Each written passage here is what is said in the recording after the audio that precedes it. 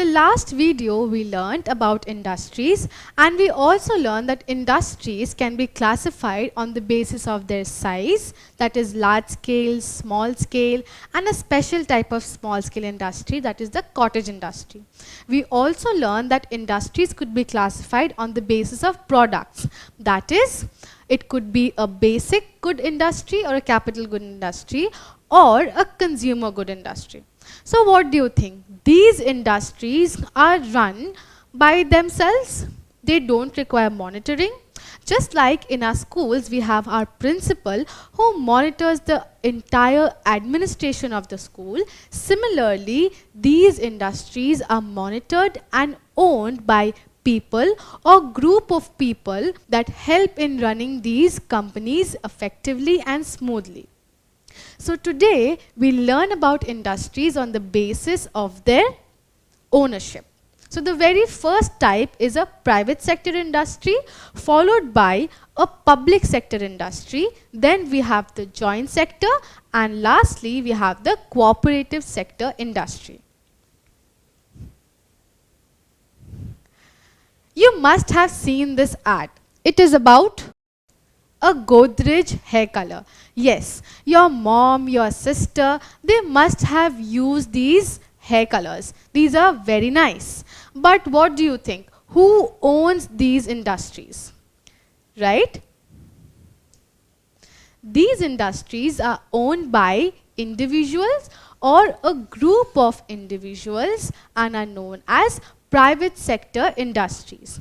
They are mostly profit driven, right? So what do you mean by profit driven? So their main motive is to maximize profit and to popularize their brand name. So we could take example of a Tata Motors plant. Tata too is a private sector industry. Other than that, example of private sector industries could be Mahindra, Hindustan Unilever Limited, Godrej as we just saw in the video, and also Aditya Birla. So these are few examples of a private sector industry. They are mostly profit driven and also they are owned by individuals or a group of individuals. Prime Minister Narendra Modi flags off India's first ever electric locomotive from Bihar's Madhepura Loco Factory. More than 2,000 people came together to build this India's first ever locomotive that was run on electricity, right? This was a visionary collaboration between France and India. This locomotive is believed to be the most powerful electric locomotive that would run at a speed of 120 km per hour. So you just saw that this particular project was a collaboration between two big nations, India and France. That only means that the government of these two nations were completely involved in this project, right? It was done for the welfare of the citizens of India. So it was a government service that was being rendered. So you see this falls under the public sector industry. So public sector industry provides public goods and governmental services. Therefore, we can say that Bihar's locomotive factory or the loco factory of Madhepur is a public sector industry, right? Taking examples of public sector industry, we have Indian Oil, we have Bharat Sanchar Nigam Limited, and we also have the United India Insurance. Other than this, we have a picture here of the Madhepur electric locomotive factory that we just saw that was involved in the visionary project of the electric locomotive. So though the private sector was working effectively and efficiently in the country, what was the need of these public sector industries? What is their importance? So we know that since these private sector industries have the main motive of maximizing their profit and popularizing their brand name, so it might happen that they be very unfair to the larger section of society. There could be some section of society that cannot access these goods or cannot get involved in such big brands. For this, it may also happen that they are devoid of certain goods that are available or produced by these private sector industries.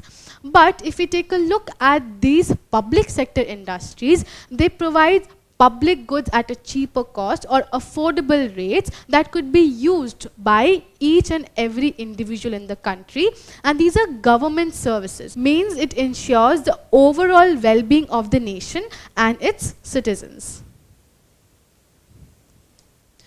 So we just now understood that there are public sector industries as well as private sector industries. Both plays a significant role in balancing the economy of a nation. But other than that, we also have joint sector industry.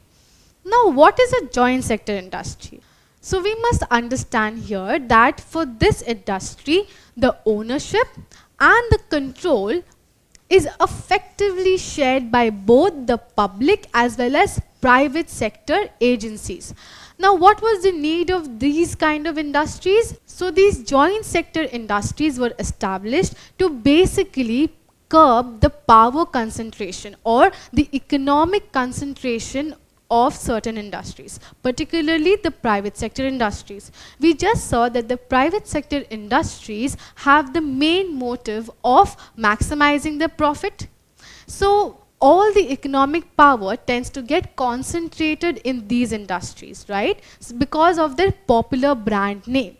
So just to curb that or just to keep that in balance, the government tends to join hands with certain private sector industries, and there it forms the joint sector industries. So example of these joint sector industries could be the Oil India or the Haldia Petrochemicals Limited. So other than the public sector, private sector and joint sector industries, we also have cooperative sector industries. These industries ensure that right kind of goods are made available to the people at reasonable price. And they also help in curbing down arbitrary price collection by the retailers. For example, the Gujarat Cooperative Milk Marketing Federation Limited is a cooperative of milk producers that sells milk products under the name of Amul. So Amul is India's mighty milk brand, right? It does not own a single cow, but it collects milk from the milk farmers and milk producers and make different milk products and sells it under the brand name of Amul. So these industries are usually owned and run by a group of people who produce or supply raw materials for these industries, and these are known as cooperative sector industries. A very good example we just saw is of the Gujarat Cooperative Milk Marketing Federation Limited or Amul. So the brand name for this particular industry is Amul. Other than that, we also have other two good examples, and that is the Krishak Bharati Cooperative and the Jharkhand State Cooperative Bank. So before moving on, please help me answer this question. Which of the following is an example of a cooperative sector industry? Is it the Tisco or Amul or Godrej or the Indian Oil? Yes, we just learnt that Amul is a cooperative sector industry. So we just understood how industries could be classified on the basis of ownership. Now let's understand industries on the basis of raw materials. So right, if industries are classified on the basis of raw materials, we have agro-based industries, forest-based industries, engineering industries, mineral-based industries, and also marine-based industries. Development of different kinds of industries is important to India's or rather any country's economic index, right? So talking of the very first type of industry, and that is the agro-based industry. So what exactly is an agro-based industry? Agro-based industries essentially derive raw materials from agricultural products, and these generally include paper, textiles, sugar, tea, vegetable oil and milk. So most of them you see are perishable goods. This only means that agro-based industries must be located somewhere near to the source of these agricultural products or raw materials.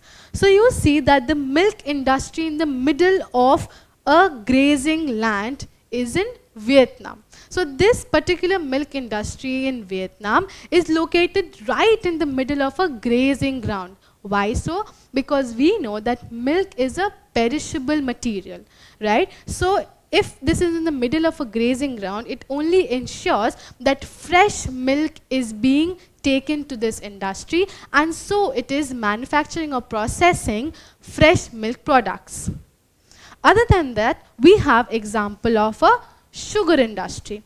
So you must have observed by yourself that if we keep sugarcane outside for a very long time, after some days, the taste or the sugar content of the sugarcane reduces. It is not as sweet as it was when it was brought fresh from the market. Similarly, if the sugar industries are far off from the sugarcane fields, so by the time these harvested sugarcane reaches these industries, the sugar content will be lost, right? So to ensure that these sugarcane are fresh and they have good content of sugar, these industries are usually placed or located near sugarcane fields. So these two industries are good examples of agro-based industries. Now let's take a look at the forest-based industries. So from the very name, we must understand that these industries have raw materials derived from the forest.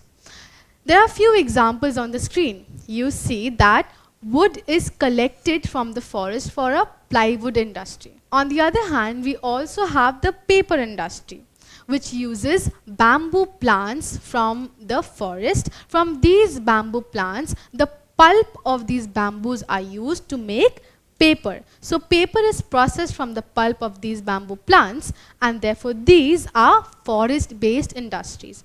Another very good example is the matches industry. So wood is brought from the forest, and these wood are cut down, shaped and are converted into matches that we use on a daily basis. Therefore, we see that the forest-based industries provide us with products that we almost use on a daily basis.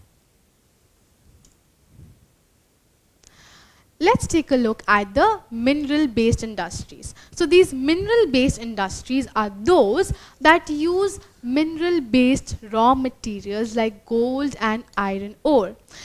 For example, these oil refineries extract crude oil or petroleum from the seabed, and then they refine them to make byproducts like diesel and petrol, which is used in vehicles.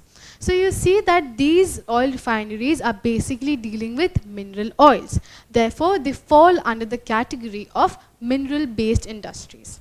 Other than that, we also have mining factories. These mining factories mine mineral-based raw materials like gold and iron ore, which are important raw materials for most of the large-scale industries and other industries. Right? So this was all about the mineral-based industries. So what do you see here? You see that different parts of automobile is being assembled by different machines, by the help of manpower and many other things.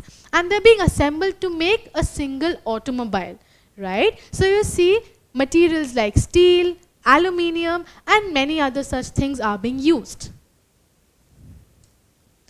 So this was a video of an automobile industry. Automobile industry generally use raw materials like steel of different types and aluminium to make these different cars or other vehicles.